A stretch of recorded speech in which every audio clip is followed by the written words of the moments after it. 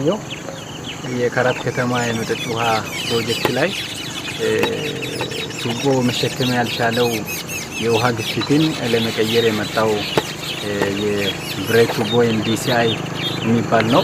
ይሄ እዚጋ ያለው ቱቦ ከተቀየረ ይሄ የካራት ከተማ ፕሮጀክት ሙሉ በሙሉ ወደ አገልግሎት ገብቶ አገልግሎት መስጠት ይችላል። ከተማ የመጠጥ ውሃ ፕሮጀክት ዲዛይን ችግር ነበረበት።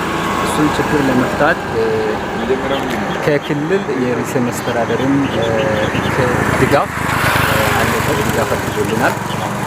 የኛ የክልሉ ተወካይ ኢንጂነር ፍሬዘር ፕሮቫይዶም በሚገባ በዚህ ጉዳይ ላይ ደግፎናል። የዞናችን ዋና አስተዳዳሪም ድጋፍ አድርጎልናል።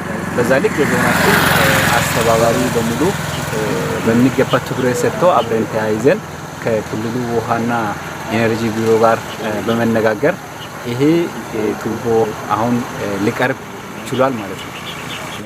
ኦሬዲ የቁፋሮ ስራዎች ጀምረናል። ወደ 300 ሜትር በላይ የሚሆን የመስመር ቁፋሮ ሰርተናል። አሁንም እየሰራን እንገኛለን። ቢበዛ ከዚህ በኋላ ከሁለት ሳምንት በኋላ ለህዝቡ ውሃው አገልግሎት መስጠት ይጀምራል።